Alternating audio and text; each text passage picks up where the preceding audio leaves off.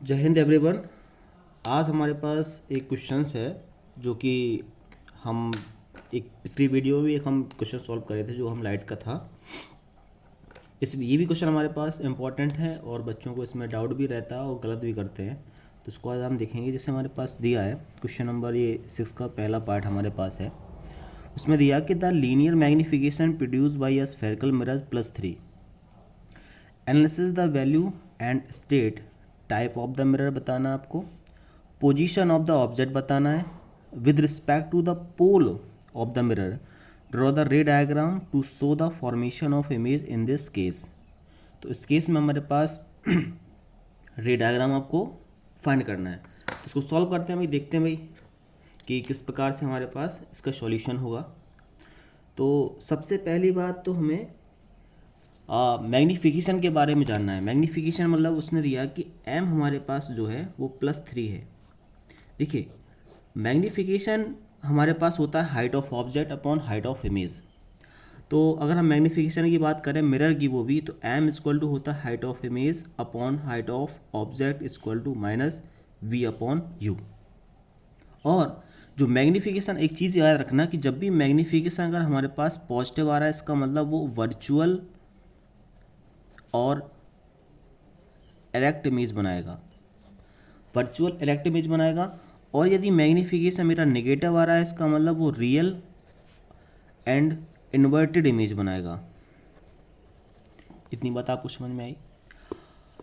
तो अगर इसने मैग्नीफिकेशन हमको +3 दिया है इसका मतलब इसमें वर्चुअल इमेज बन रही होगी, और +3 दिया है और 3 का मतलब होता है यदि मैग्नीफिकेशन हमारे पास >1 हुआ तो हमेशा इमेज इनलार्ज बनती है, और यदि मैग्नीफिकेशन हमारे पास 1 के इक्वल हुआ तो हमेशा इमेज मेरे पास सेम साइज की बनेगी।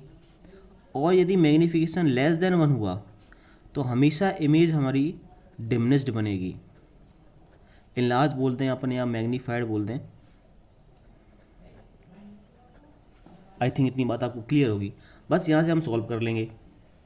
तो उसने बोला कि टाइप ऑफ द मिरर, तो आपको याद होना चाहिए कि जितने भी आपको केस पढ़ाए थे हमने, कॉनकेव मिरर में 6 केस पढ़ाए हैं, कॉन्वेक्स मिरर में आपको मैंने 2 केस पढ़ाए हैं। तो कॉन्वेक्स मिरर में जो इमेज बनती थी हमारी हमेशा क्या बनती थी, वर्चुअल बनती थी, इरेक्ट बनती थी और डिमिनिश्ड बनती थी। कॉनकेव मिरर में सिर्फ एक ऐसा केस है जहाँ पर हमारे पास वर्चुअल इमेज बनती थी। ठीक है, वो केस कौन सा है, जब ऑब्जेक्ट मेरा पोल और क्या बोलते फोकस के बीच में रखा हुआ ऑब्जेक्ट था, हमेशा वर्चुअल इमेज बनती थी उसमें और मैग्नीफाइड इमेज बनती थी। ठीक है, तो अगर हम केस की बात करेंगे पहले का, इसका जो आंसर होगा हमारे पास, इसका जो केस की अगर हम बात करें तो टाइप ऑफ द मिरर की बात करें तो हमारे पास कॉनकेव मिरर होगा। इसका आंसर क्या होगा भाई, कॉनकेव मिरर। अगर हम दूसरे क्वेश्चन की बात करें, इसी में दूसरा क्वेश्चन बोल रहा है कि बताइए कि position of the object with respect to the pole, यानी आपको v फाइंड करना है। तो यानी v क्या होगा हमारे पास, तो सिंपल है भाई, अगर मैग्नीफिकेशन हमारे पास +3 दिया है तो m इक्वल टू हम लगाएंगे -v अपॉन u। तो m की वैल्यू +3 है तो +3 equal to -v upon u, cross multiply कर देते हैं तो 3u इक्वल टू क्या होगा -v।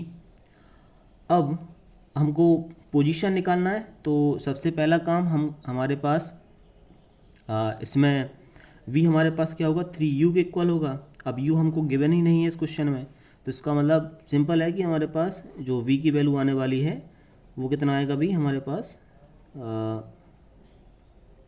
जो v की वैल्यू हमारे पास आएगी -3u आएगी। इतनी बात आई थिंक आपको क्लियर होगी, क्लियर ना। अब इसमें रे डायग्राम भी आपको बना के दिखाना है, तो रे डायग्राम आपको बनाते हम बताते हैं भाई। ये हमारे पास क्या है, कॉनकेव मिरर है, ये हमारे पास पोल होगा, ओके, ये हमारे पास क्या होगा, फोकस होगा, और ये हमारे पास सेंटर ऑफ कर्वेचर। तो ऑब्जेक्ट हमारे पास पोल और फोकस के बीच में पैरेलल टू प्रिंसिपल एक्सिस रे डालेंगे, हमेशा कहाँ से जाती है भाई, फोकस से जाती है। और दूसरा अगर हम सेंटर ऑफ कर्वेचर से रे डालेंगे तो जिस पाथ से जाएगी उसी पाथ में वापस लौट के आएगी। इसको हमें आगे बढ़ाना पड़ेगा, इसको भी आगे बढ़ाना पड़ेगा, जहाँ पे ये हमारे पास इंटरसेक्ट करेंगे वहीं पे हमारे पास क्या बनती है, इमेज बनती है। क्लियर बात यहाँ तक, ठीक है, धन्यवाद।